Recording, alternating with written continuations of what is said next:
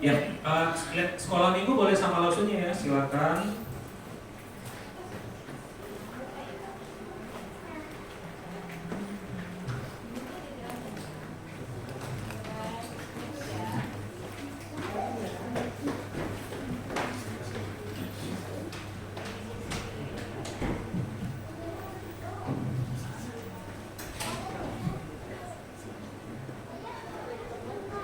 Oke, saudara-saudara, hari ini sebentar.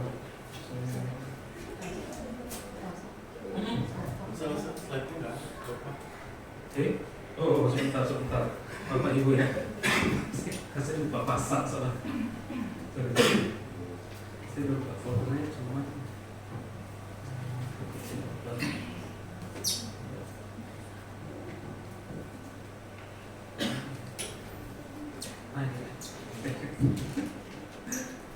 Intermezzo dulu Bapak Ibu.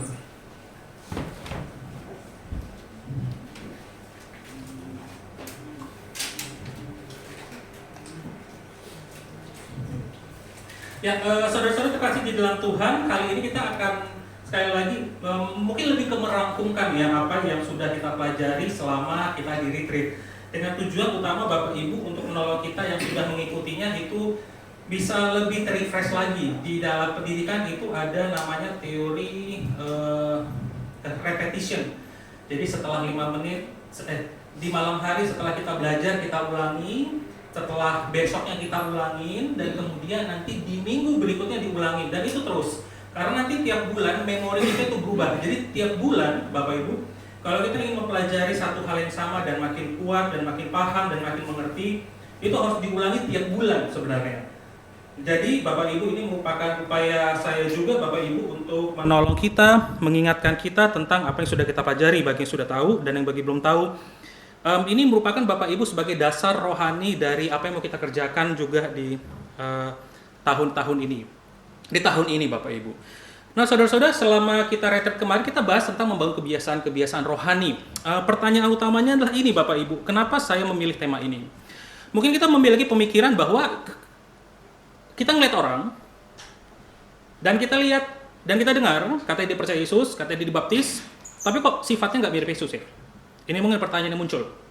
Apalagi bagi kita yang sudah apalagi kita yang sudah berinteraksi dengan orang-orang Kristen, dan kita mulai berpikir, ini orangnya benar, nggak benar, atau Tuhannya nggak benar. Jadi membuat kita jadi meragukan tentang siapa Tuhan kita sembah.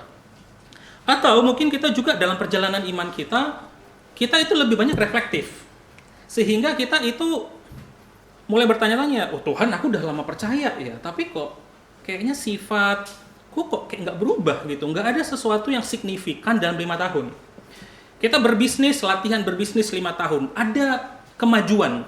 Cara menghitung lah, cara mengelola barang lah, inventaris barang lah, kita mengenal 5 tahun yang lalu kita hanya mengenal 2 supplier, sekarang kita mengenal 10 supplier, ada sesuatu yang bertumbuh. Tapi waktu kita bicara mengasihi Tuhan, kok kayaknya apa yang terjadi ya? Nah di dalam Bapak Ibu, di dalam situasi seperti ini sulit bagi kita untuk mau bergerak maju bersama-sama. Pertanyaannya itu sulit.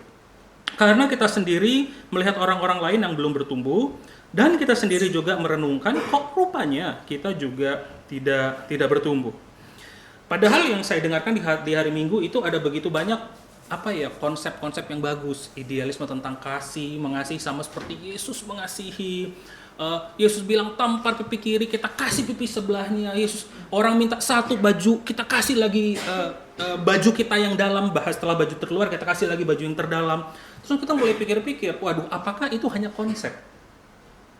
Itu hanya kayak idealisme semata yang memang ditujukan untuk tidak dapat dicapai dan hanya dapat dicapai kalau kita nunggu mati. Makanya doa tadi saya Bapak Ibu, saya itu menolong kita untuk agar kita tidak hanya sekedar siap mati. Gereja itu tidak menolong Bapak Ibu untuk siap mati, maksudnya kalau mati yakin mau kemana, tapi siap untuk hidup. Siap untuk hidup. Nah, kesulitan ini Bapak Ibu terpancar di dalam kuesioner kita yang kita lakukan di November 2023 tahun kemarin. Kita ambil dari Natural Church Development untuk melihat kondisi dari gereja kita. Beberapa pertanyaan yang saya lihat itu bukan sedikit ya, yang cukup mengejutkan Bapak Ibu. Bapak Ibu, kita melihat bahwa kondisi jemaat rupanya juga sesuai dengan apa yang kita pikirkan. Kita mikirkan ini, tapi rupanya dalam realitas, dalam survei, dalam asesmen kita sama. Saya hanya kasih tunjuk 3 pertanyaan yang tergolong rendah, Bapak Ibu. Iman mengubah berbagai hal dalam hidup sehari-hari. Kita percaya dan aminkan ini bahwa iman harusnya mengubah cara kita bekerja, cara kita berdagang, cara kita memilih karyawan, cara kita memecat karyawan, cara kita memilih pasangan, cara kita mau menentukan berapa anak yang kita punya, mau cara menentukan, cara mengambil keputusan hidup, dan lain-lain segalanya. Seharusnya iya kan? Seharusnya. Tapi realitanya Bapak Ibu, dari poin tertinggi 90, rata-rata 15. Ini realitanya. Alkitab memberikan panduan terpenting dalam menjalani hidup. Kita semua mungkin mengamini bahwa Alkitab adalah firman Allah. Amin, ngangguk, haleluya, puji Tuhan. Tapi di dalam realitanya apa yang terjadi? 18 dari 90 poin.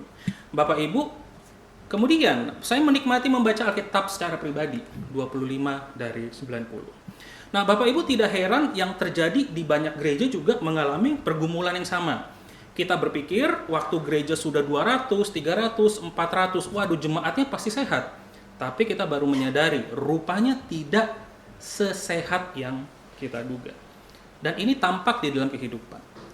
Kita kecil atau besar itu tidak menunjukkan sehat atau tidak, Bapak Ibu. Itu hanya menunjukkan gerejanya besar atau tidak, itu doang. Gereja sehat sudah pasti besar. Gereja besar belum tentu sehat. Dan ada begitu banyak juga gereja-gereja kecil yang mengalami pergumulan yang sama. Tahunan sudah hadir 10, 20, 30 tahun, tapi ini yang terjadi. Tidak heran, mungkin gereja kecil tetap stagnan, dan gereja besar tinggal nunggu waktu. Tinggal nunggu waktu, nanti itu udah ada konflik besar dan terpangkas setengah. Nambah lagi tuh ya, ganti pendeta, nambah lagi, wah makin stabil nih, 100, 200, 300, 400.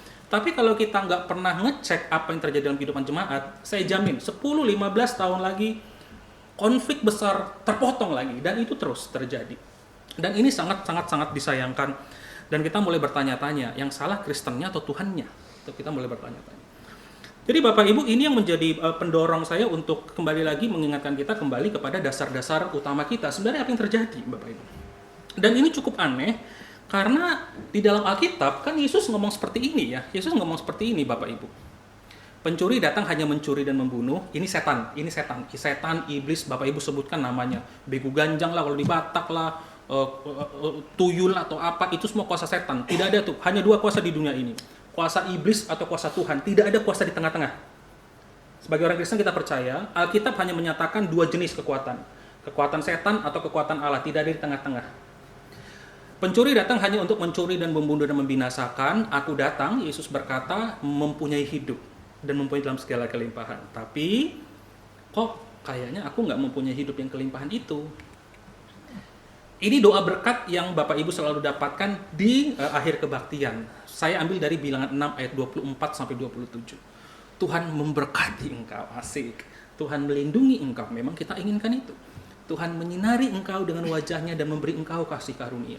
Tuhan menghadapkan wajahnya kepadamu dan memberi engkau damai sejahtera. Pertanyaannya, damai sejahtera yang kita miliki, damai sejahtera apa? Seandainya semua aset kita hilang, kita di PHK, anak kita mengalami kehancuran dalam hidupnya dan mengambil keputusan yang salah, masih yakin nggak kita masih bisa punya damai sejahtera? Damai sejahtera kita berarti bukan dari Allah, tapi dari keluarga yang bahagia. Beda ya Bapak Ibu.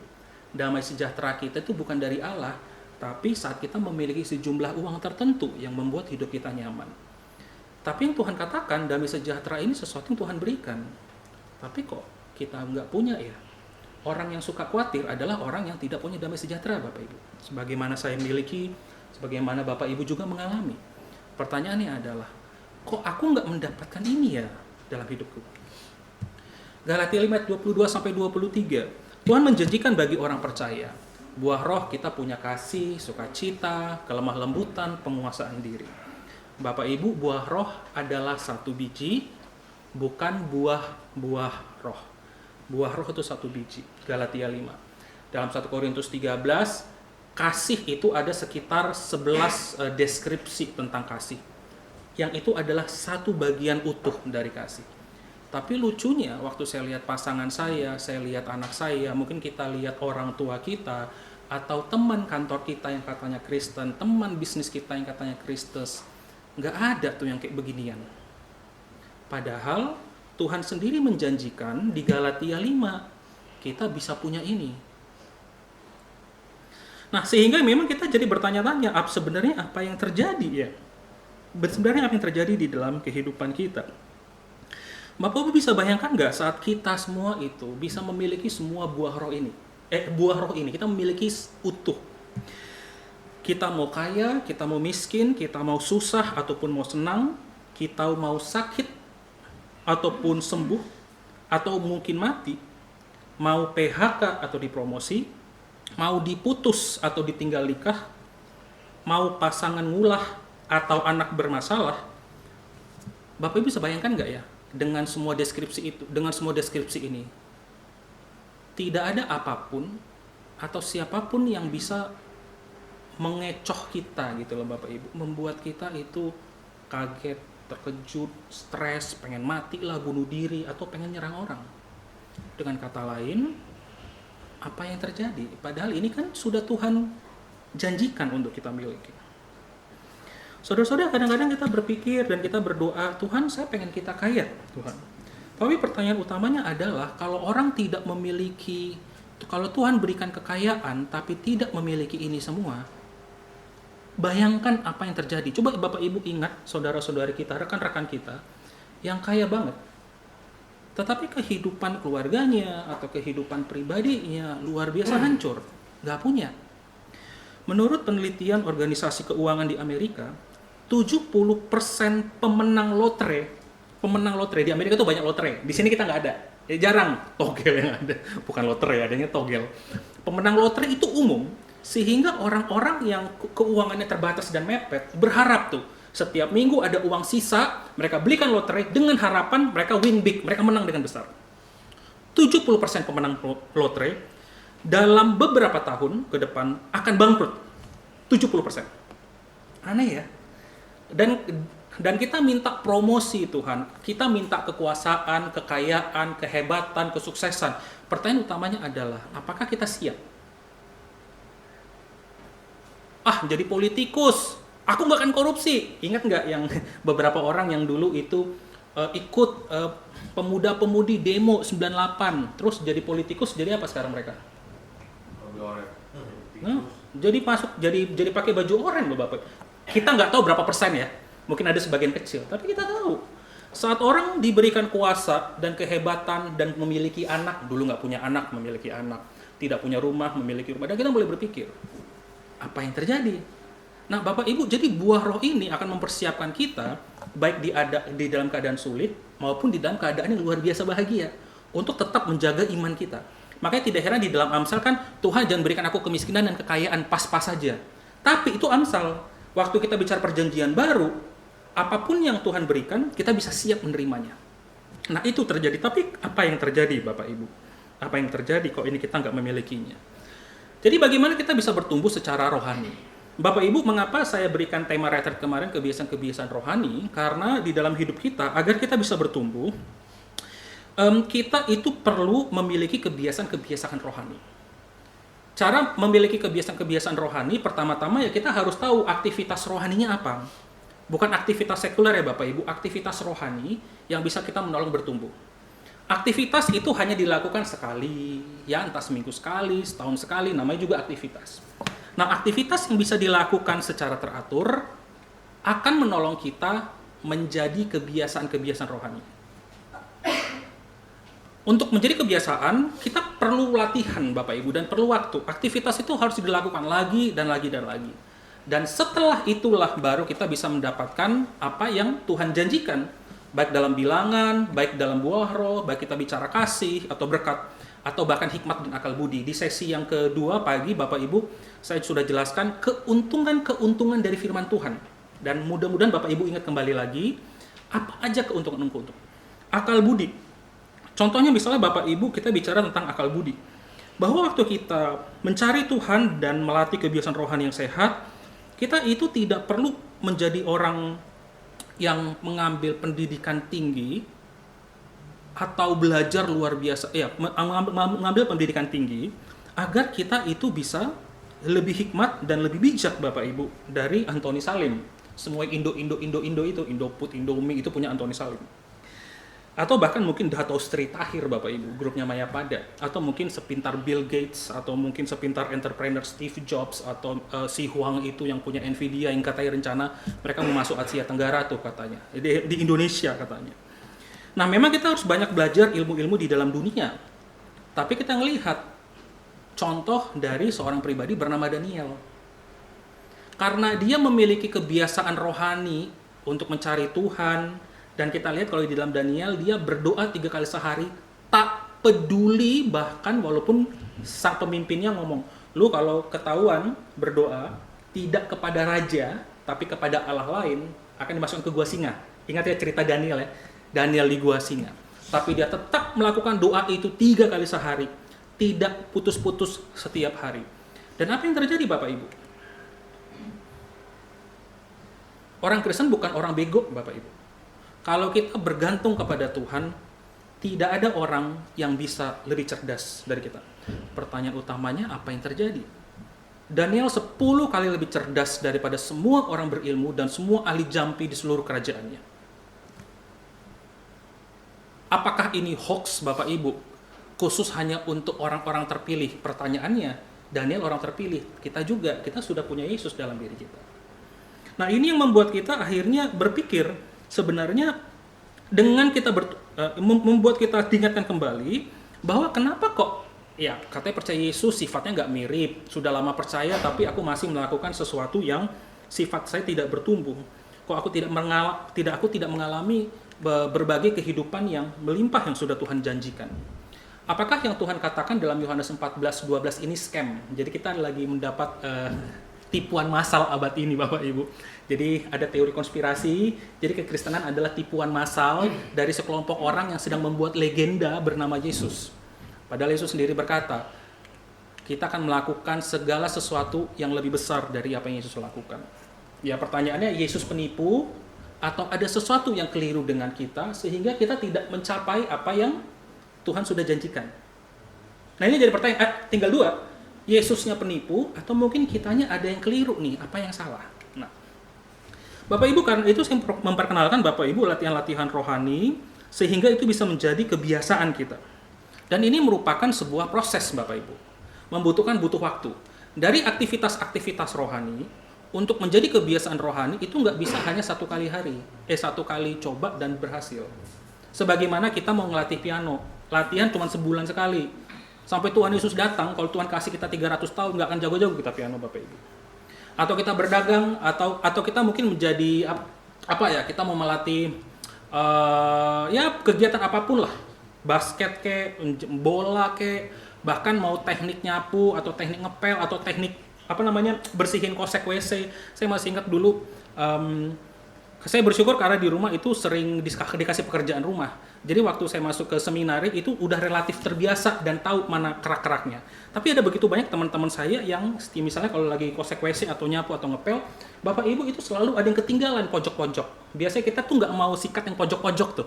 Yang kita sikat yang kelihatan di luar. Tapi kita tahu kalau kita sering terbiasa ke latihan, yang kelihatan bersih belum tentu bersih. Kita buka dikit, masih ada hitam, kita buka ininya.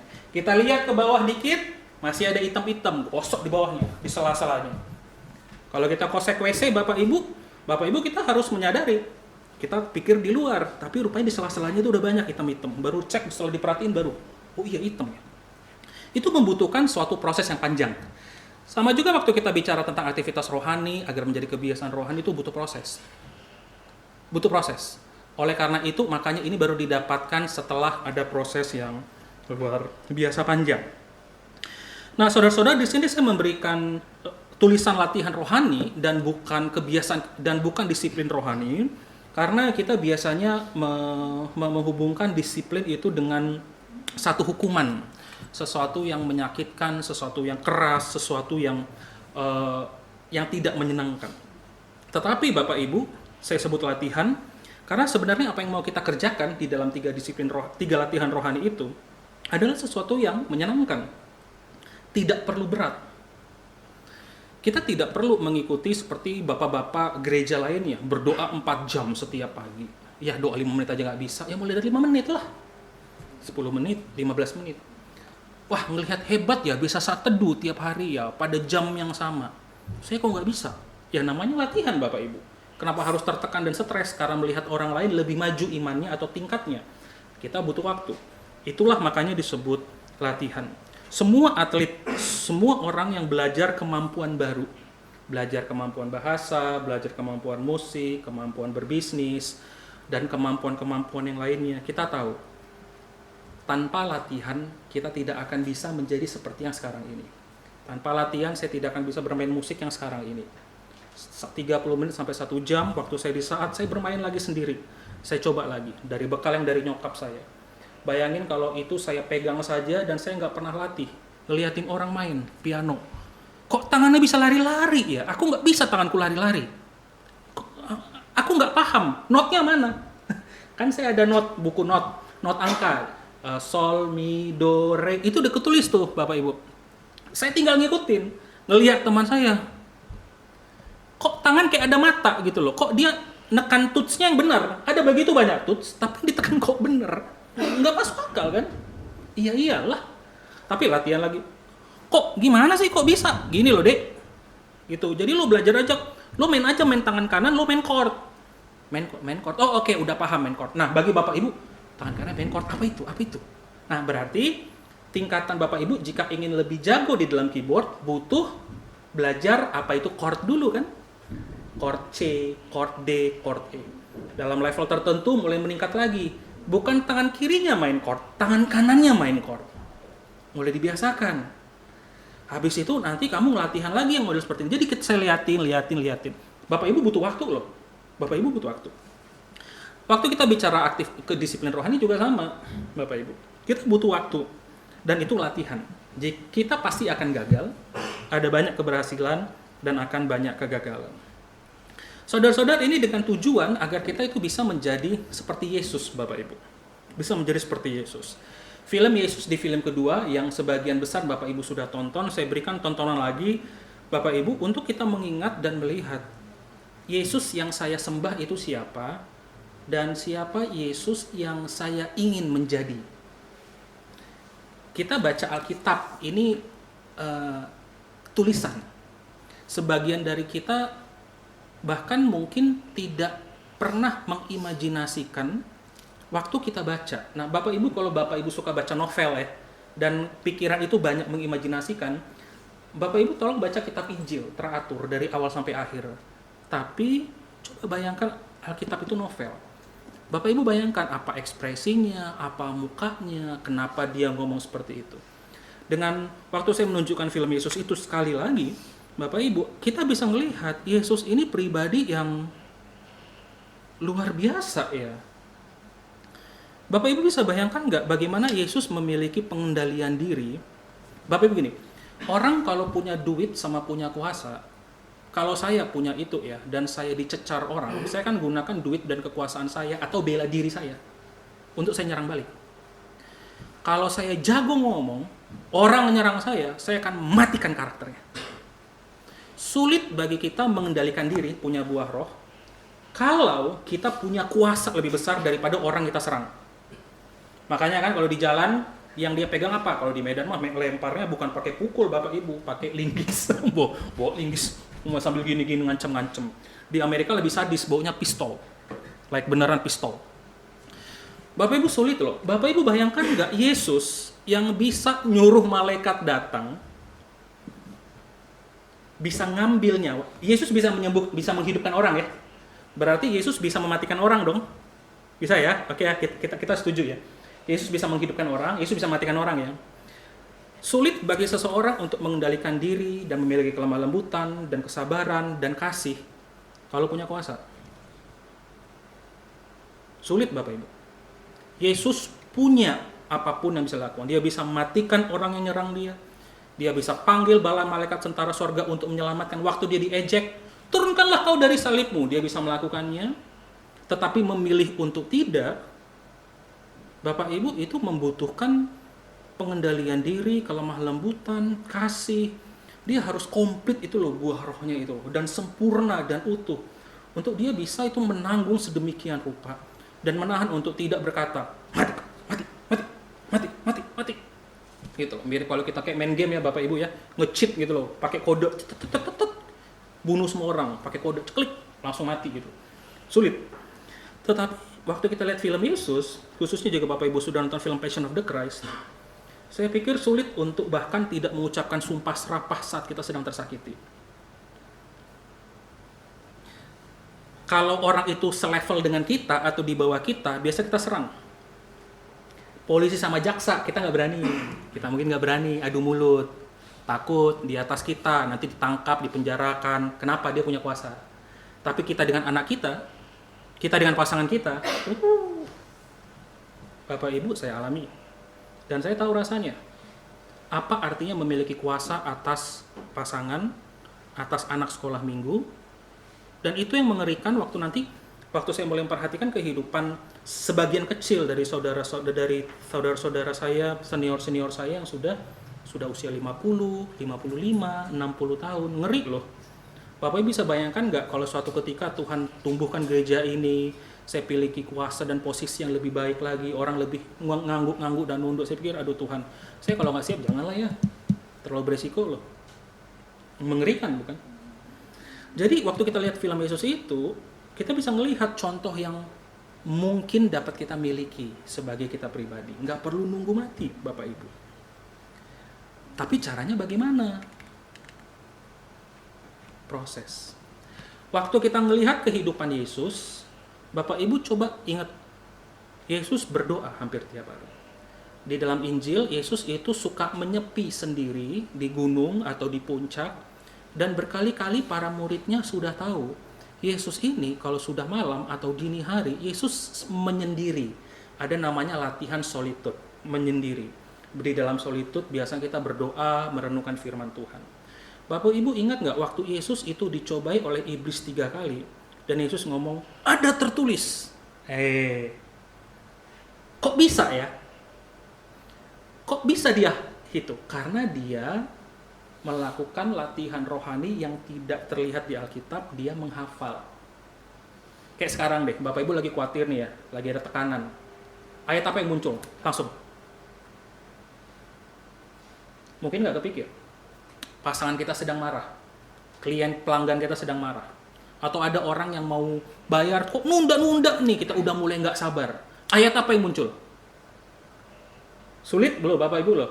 Kita mulai ada terserang sama orang-orang tertentu. Ayat apa yang muncul? Nah, jadi Bapak Ibu kita bisa melihat ya apa yang Yesus lakukan dalam kehidupannya.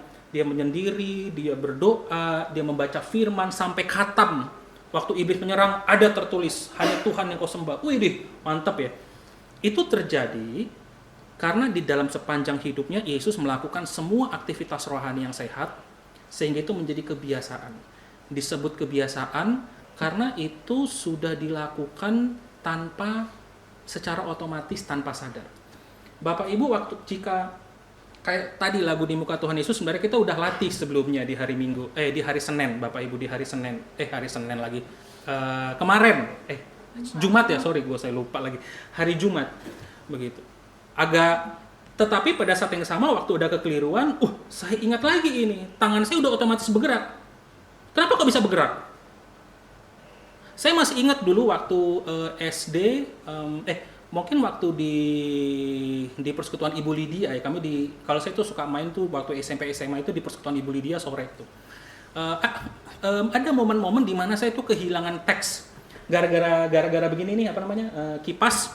Kan saya pakai buku tuh. Terus kan dia buku ya Bapak Ibu ya, kan dia langsung begini dong. Langsung kayak ketutup tuh, seret gitu. Terus saya nyari-nyari lagi. Aduh, cilaka nomor 212. Kayak tangan kiri main terus nyari-nyari, aduh mati, celaka. Itu udah panik, keringet dingin loh Bapak Ibu, like bener-bener keringet dingin. Sekarang Bapak Ibu mau nyanyi lagu apa Pak? Mau pales kek, mau salah tempo kek, gua hajar aja tenang, udah tutup aja senyum-senyum udah main. Kok bisa Bapak Ibu tangannya punya mata? 10 tahun loh Bapak Ibu latihan. Ada yang lebih jago lagi daripada saya Bapak Ibu. Jauh-jauh lebih jago lagi. Tapi ini membuktikan bahwa Jika kita ingin melakukan apa yang Yesus lakukan, sehingga kita bisa mengendalikan diri, memiliki buah roh dan kasih, jangan coba-coba hanya datang sekali seminggu ke gereja, tapi nggak pernah berdoa di rumah. Jangan coba-coba kita pengen menjadi sabar, menjadi mengasihi orang, mengampuni orang, tapi kita baca firman sebulan sekali. Sampai Tuhan Yesus panggil, tidak. Bapak Ibu, ada kutipan yang saya tidak akan pernah lupa, Bapak Ibu. Tanpa Allah, kita tidak bisa. Tanpa kita, Allah tidak mau. Dan coba-coba. Kita pengen mengasihi, mencintai, kita pengen bermurah hati. Kok bisa orang itu bermurah hati? Tapi bahkan kita mendoakan orang itu saja nggak mungkin bisa jadi murah hati. Nah, semua aktivitas-aktivitas ini Bapak Ibu akan menolong kita untuk bisa memiliki berbagai hal-hal yang sudah saya jelaskan. Aktivitas yang dilakukan secara teratur. Mau bertumbuh, mau hidup yang melimpah, jangan coba-coba hanya cuman melakukan itu sekali seminggu atau sekali sebulan atau bahkan sekali setahun. Tidak akan pernah bisa. Tanpa Allah kita tidak bisa, tanpa kita Allah tidak mau. Keselamatan murni anugerah Allah. Keselamatan ya Bapak Ibu. Waktu kita dulu non-Kristen, kita menjadi Kristen dan entah kenapa kok Tuhan ini yang benar. Itu murni dari Tuhan. Murni. Tak ada campur tangan manusia. Tapi bertumbuh atau tidak itu tergantung keterlibatan kita dan juga hubungan kita dengan Tuhan. Kalau enggak akan bisa. Bapak Ibu, yang kita pelajari kemarin secara singkat, yang pertama-tama itu meditasi atau perenungan firman Tuhan. Kalau Alkitab adalah firman Tuhan, di mana manusia kepunyaan Allah diperlengkapi untuk setiap perbuatan baik, untuk mengajar, untuk menyatakan kesalahan, untuk memperbaiki kelakuan, untuk mendidik orang dalam kebenaran. Jika memang kita berkata Alkitab adalah firman Tuhan, dilatih. Ada beberapa latihan yang sudah kita lakukan beberapa kali waktu di retret. Bapak Ibu, setiap kali kita mau saat teduh, selalu kaitkan pesan Tuhan dengan situasi kita. Selalu kaitkan. Kalau tidak, Alkitab itu akan ngambang. Waktu kita baca Alkitab, walaupun cuma satu perikop, satu bagian, selalu kaitkan, aku punya kekhawatiran apa ya? Aku punya masalah apa? Ada keputusan nggak yang mau aku kerja, yang aku mau ambil? Keputusan, tak peduli Bapak Ibu keputusan mau nambah anak atau enggak. Ya beneran, keputusan nambah anak atau anak. Keputusan mau beli ruko atau beli rumah. Keputusan mau beli kendaraan atau tidak, sebagaimana saya sedang berpikir dan menimbang-nimbang, ini mau beli nggak ya, untuk apa ya keperluannya dan apa, harus tanya Tuhan. Hanya karena kita punya uang tidak berarti harus beli, tapi tanya Tuhan dulu, kita nggak tahu gitu. Jadi saya tidak mengatakan nggak ada uang nggak boleh beli, enggak, tapi tanya Tuhan dulu. Sebagaimana saya sudah sharingkan ya Bapak Ibu di retret kemarin, bicara tentang software Alkitab terultimat saat ini gitu loh. Saya tuh suka ngumpulin software Alkitab, terus saya sampai beli gitu. Kumpulin 3 tahun, dihitung-hitung kayaknya saya bisa pensiun kali dengan itu. Enggak sih, bercanda, enggak akan mungkin pensiun lah kalau saya jual itu. Tapi luar biasa itu 3 sampai 4 tahun saya kompilasi beli lagi. $10, $15, bla bla bla bla, cari diskon, kejar, hitung-hitung mah kepala udah pening ya. Sampai pikir-pikir itu duit juga ya, kalau itu saya tabung investasikan kayaknya lebih gede Bapak Ibu. Tapi itu berbagai keputusan yang harus saya pikirkan. Keinginan, waduh saya ingin punya ini, saya ingin punya itu. Barusan saya lihat lagi, saya ngomong sama Tuhan, ini berkaitan dengan sesi yang nomor 2 tentang doa ya. Tuhan, kayaknya kemarin saya lupa bawa earphone, kemudian saya pinjam punya dari satu pemuda, pinjam earphone-nya sebelah. Saya coba-coba, wih, enak juga ya, nyambung ini masuk ke telinga saya ini. Mereknya apa? Baseus. Wih, pas pulang ke rumah Bapak Ibu saya scroll, wih, Baseus ada yang noise cancellation nih, harganya tapi 6.585, ada diskon sih 500, ada cashback dari Tokopedia, asik, lumayan, 50.000 cashback. Ada duit? Ada. Perlu beli nggak? Terus saya ingat lagi, aduh Tuhan gimana ini, mas mau beli ya? Saya pikir, terus saya liatin earphone saya yang baru saya beli sekitar 6 bulan lalu. Masih bagus, masih mulus, memang dia dia kalau masuk dia nggak dalam Bapak Ibu. Jadi dia kalau saya goyang-goyang itu bisa lepas. Tapi harganya memang lumayan, tapi entah bagaimana dia suka lepas gitu. Cukup ya Per ya, cukup. Aduh cukup. Pas baca buku, iya ya, saya diingatkan latihan kesederhanaan. Nah, Bapak Ibu kaitkan setiap kali kita baca firman, bahkan sesepele itu. Tuhan, saya mau beli earphone TWS yang baru nggak rusak, masih bagus. Baca, dikaitkan. Kenapa? Jangan mencoba, gini Bapak Ibu, prinsipnya. Kalau kita tidak mencoba mengkaitkan firman Tuhan dari hal yang sepele, kita tidak akan pernah bisa mengkaitkan firman Tuhan dengan hal-hal yang major ya, yang besar dalam hidup. Mau menikah dengan siapa, mau kuliah di mana, atau mau pindah ke luar kota atau enggak, itu keputusan besar ya. Menikah atau tidak, itu keputusan besar. Ini sulit karena enggak terbiasa. Ingat Bapak Ibu konsep kita. Kalau kita enggak pernah latih, saya jamin waktu kita milih pasangan, waktu kita itu mau pindah keluar kota, waktu kita itu mau mengambil keputusan-keputusan besar, pindah pekerjaan. Mungkin dari bekerja, kita pengen berbisnis. Itu resiko ya. Bagi laki-laki dari kita bekerja di kantor, mencoba berbisnis, itu resiko besar. Bagi kita semua pebisnis atau entrepreneur, selalu ada risiko. Dan saya lihat, Per, lo mikir-mikir ulang ya, ada resiko lo kalau lo pengen juga buka bisnis lo. Itu nggak semudah membalikkan telapak tangan. Gara-gara kamu jago di kantor, kamu jago berbuat bisnis. Enggak segampang itu, Ferguson. Enggak semudah itu. Dan mulai mikir, berarti harus dilatih. Jadi Bapak Ibu, latihan ini penting. Termasuk waktu kita bicara firman Tuhan. Kaitkan Bapak Ibu. Apa kekhawatirannya, masalah, keputusan, keinginan, baru kaitkan. Setiap kali kita baca Alkitab, Tuhan yang mau ngomong apa. Yang kedua, Bapak Ibu renungkan setiap hari. Mulailah 5 menit. 5 menit aja dulu. Jangan panjang-panjang. Nanti seiring waktu Bapak Ibu menikmati 10 menit, 15 menit, mirip sama seperti aktivitas-aktivitas lain Bapak Ibu gitu loh. Sulit bagi kita latihan keyboard 1 jam setiap hari. Bagi saya sudah melampaui fase sulit itu, sehingga latihan 1 jam setiap hari pada saat itu sesuatu yang lumrah, wajar.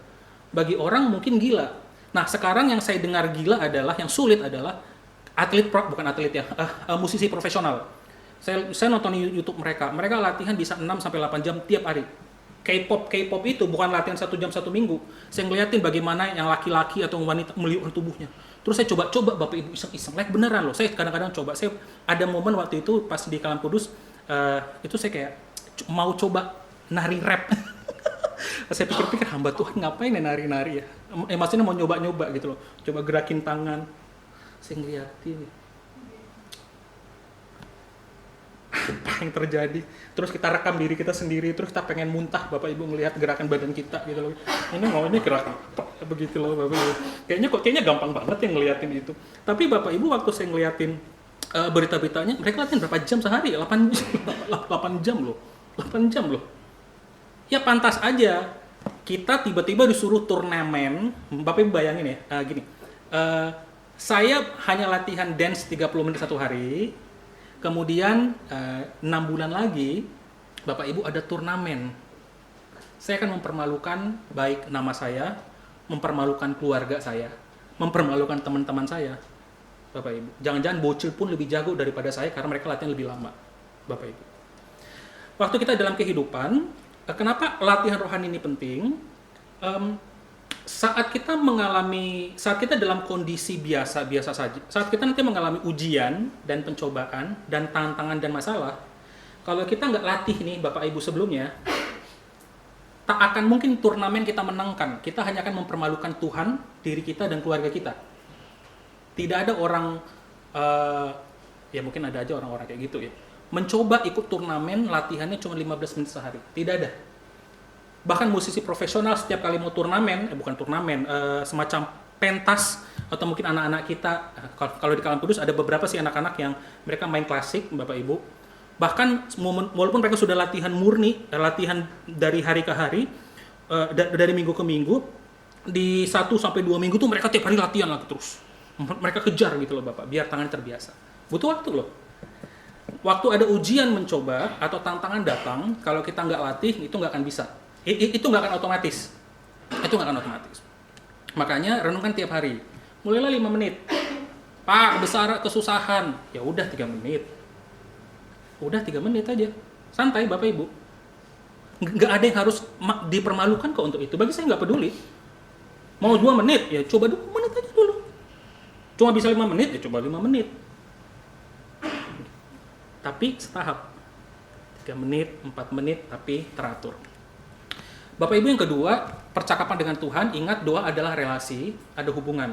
Kita bukan sekedar meminta, tetapi komunikasi. Contoh yang saya gunakan di retret adalah, Bapak Ibu bayangkan nggak saat kita pacaran, pacar kita cuman mau minta, dan minta. Kita punya anak, ngomongnya apa? Mak, minta uang jajan. Mak, mau beli buku. Mak, temanku punya sepeda BMX. Kalau saya dulu anak sekolah naik sepeda BMX. Widih, asik, sepeda BMX gitu. Mak, minta komputer. Bapak Ibu enggak ya 24 jam sehari, 7 hari seminggu. Setiap kali kita mau ngomong sama anak kita, ngomongnya, Mak, minta, Pak, minta. Syukur gua bapak lu. Ya. Kau lahir tuh dari sini, ya tak kasih juga. Tapi kan kita kering sekali loh. Kita nggak ngomong dengan pasangan kita, lu gimana sih hari ini? Ya gue pusing banget, gue stres banget, gue capek, gue dikerjain orang, gue gini-gini. Relasi. Jangan sekedar meminta, tapi berkomunikasilah dengan Tuhan, Bapak Ibu. Sebagaimana Musa, Abraham, Ishak, dan Yakub. Ceritakan keseharian kita kepada Tuhan. Ceritakan aja. Kita lagi duduk, kita lagi jalan, aduh Tuhan, saya lagi capek banget ini, aduh, lagi pusing nih, aduh lagi nggak, aku lagi bad mood ini, aduh Tuhan tolonglah, gitu. Itu bercerita, kita doa. Latihlah doa syafaat 5 menit. Pak, 5 menit mana doa? Ini mah bukan syafaat. Itu omong kosong aja. Loh, Bapak Ibu, bagi kita namanya disebut latihan. Tidak ada yang harus malu oleh kita. Kita tidak perlu malu. Saya hanya bisa doa setiap hari 2 menit. Ini selain doa makan sama doa tidur ya, Bapak Ibu ya. Hanya bisa 2 menit. Lakukan aja 2 menit. Sama minta Tuhan tolong, ingatlah 1 nama atau 2 nama. Lakukan setiap hari konsisten. Bapak Ibu saat mendengar orang-orang bercerita atau lagi pelanggan, iya nih kok, aduh usaha lagi susah, dimurahin dikit lah harga barangnya. Ya pada detik itu kita bisa berdoa, 2 detik, aduh Tuhan kasihan ya, saya lagi susah. Aduh Bu, mohon maaf ya, harga nggak bisa kurang, ini udah harganya udah pas, dan kita juga nggak perlu berbohong kan. Ya, sulit loh Bapak Ibu bagi pebisnis untuk tidak mengatakan bohong-bohong kecil, itu bagian dari dosa. Bu maaf ya Bu, nggak bisa ngomong aja gitu, jangan bilang ini. Ini nggak tahu apakah praktik ini masih dilakukan ya, cuman waktu itu beberapa kali saya pernah dengar kalau saya belanja di luar, makanya saya malas kalau belanja kayak di ITC karena nawar, saya nggak suka nawar. Kadang-kadang kalau nawar, Pak harga modal, gua dalam hati harga modal kepala lo, Tokopedia aja harga segitu dia masih untung gitu loh. Walaupun memang ada biaya listrik dan pelanggan yang lain-lain ya, tentu ada biaya. Itu pikir-pikir kayak lo naik ini 3 kali lipat. Makanya kan kalau ibu-ibu kalau lagi belanja kan motongnya kita nggak karu-karuan kan, 50%, 25% gitu. Terus naik pelan-pelan. Kita motongnya langsung 100.000 bang, 50 lah bang. Nggak pikir panjang gitu, 50 lah bang gitu. Nah tapi Bapak Ibu saat itu terjadi ya coba doakan sekilas saja. Kemudian terakhir Bapak Ibu penyembahan berada di hadirat Allah. Bapak Ibu ingat tubuh kita adalah bait Roh Kudus. Kita menyembah Tuhan di mana saja dan kapan saja. Bapak Ibu, bagaimana kita bisa menyembah Tuhan? Waktu kita berdoa, kita sudah menyembah Tuhan. Waktu kita meditasi, kita menyembah Tuhan. Beberapa cara kita menyembah Tuhan, nggak harus di gereja. Mencari pesan Tuhan via renungan, berbicara dengan Tuhan melalui doa, beribadah setiap minggu bersama orang-orang percaya, itu adalah penyembahan. Bersyukur kepada Tuhan, itu adalah penyembahan. Menyanyikan atau senandungkan lagu rohani, itu adalah penyembahan. Bertanya selalu kepada Tuhan, Tuhan, apa kehendak-Mu? Itu juga penyembahan. Melakukan semua hal sebagai kasih kita kepada Tuhan. Itu adalah penyembahan. Penyembahan itu kita lakukan dari Senin sampai Minggu, menyembah Tuhan. Oke, Bapak Ibu, tolong diingat baik-baik. Menyembah Tuhan tuh nggak di hari ini. Nggak ya. Senin sampai Minggu. Jangan lupa tubuh kita adalah bait Roh Kudus. Tuhan tahu itu. Apa yang kita lakukan bersama-sama dengan Tuhan di dalam perjalanan kehidupan kita. Nah, saudara-saudara yang kita sudah pelajari bersama-sama. Nah, saudara-saudara sekali lagi kita ingatkan bahwa Bapak Ibu, jika kita ingin bertumbuh secara rohani, milikilah aktivitas-aktivitas rohani secara teratur dan latihlah. Latihlah itu satu tahap demi satu tahap demi satu tahap. Nggak perlu buru-buru dan merasa langsung rendah diri kayak nggak bisa. Coba aja 1 menit kayak mau 2 menit, tapi lakukan itu secara teratur. Bapak Ibu, nanti saya akan bagikan beberapa buku notes yang tersisa dan ada cara perenungannya sama stiker. Kita masih ada beberapa buku. Nanti saya akan berikan bagi Bapak Ibu. Nah, semoga yang menolong kita lakukan ini sehingga kita bisa bertumbuh. Mari kita bersatu dalam doa. Bapa kami dalam surga, ini doa permohonan kami, biar kiranya Tuhan boleh pimpin kami, setiap kami Tuhan. Tuhan terus ingatkan kami bagaimana kami perlu melatih kehidupan kami, baik dalam penyembahan kami, baik dalam doa-doa kami, maupun perenungan kami akan firman Tuhan. Bapa, ini doa dan permohonan kami, dalam nama Yesus kami berdoa. Amin.